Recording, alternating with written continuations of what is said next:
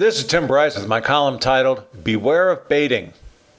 Every once in a while, you run into a person who's determined to get your goat, someone hell-bent on antagonizing you. It doesn't have to be over anything in particular. Some people just contrarily want to pick a fight with you. You say white, he says black, not for any particular reason other than to just irritate you. Regardless how polite you might be or how rational your argument is, they fight you.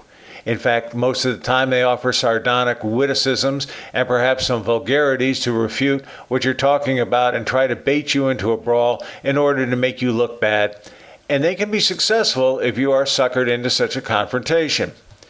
For years I have run into such people.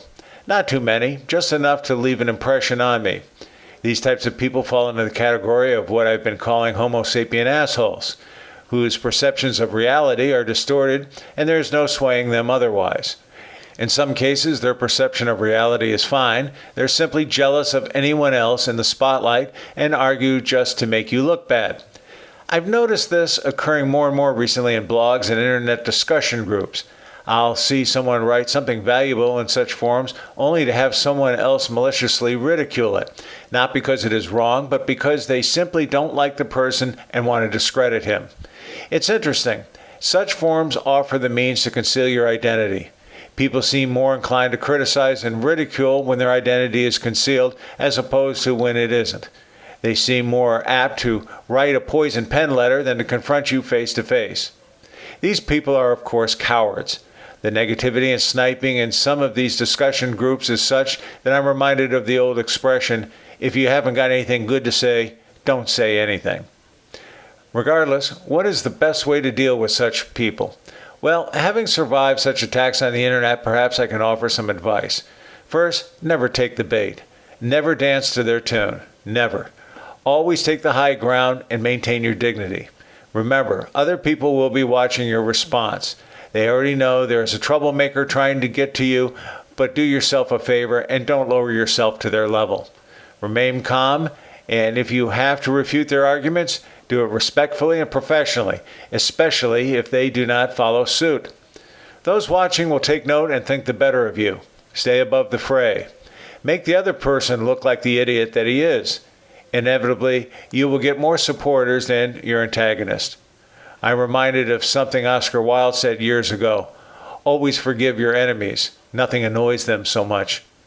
How you handle an antagonist in the public is one thing. How you handle such a person one-on-one is something else. Understand this. They are not interested in rational discourse, only making you look bad in some public forum.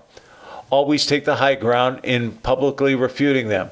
But for one-on-one confrontations, the kid gloves are off. I write on a variety of topics, and I'm not expecting everyone to agree with me all the time. Believe me, they do not. I'm simply trying to get people to think about things they normally wouldn't.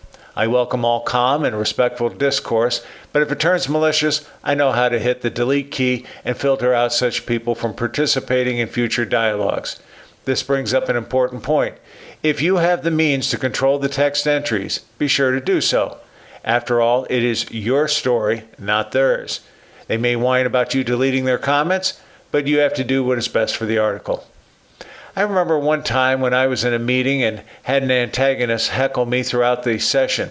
Despite my attempts to answer his questions, he kept badgering me to the point of irritating everyone in the room. Finally, I looked at him and said, "Tell me, did your parents have any children that lived?" This resulted in a pregnant pause and gales of laughter, and finally broke the logjam. Usually your antagonist will try to get in the last word on a subject. If you're lucky, you can get the last word in before they do, but that is uncommon. It's more likely they'll get the last word, but don't despair. If you have done your job, they are the ones who will look like the fool, not you. Remember, don't let yourself get baited. Don't let them get your goat. Diffuse the situation and stay in control. Friends, keep the faith. This is Tim Bryce in Palm Harbor, Florida. Follow me on the internet at timbryce.com.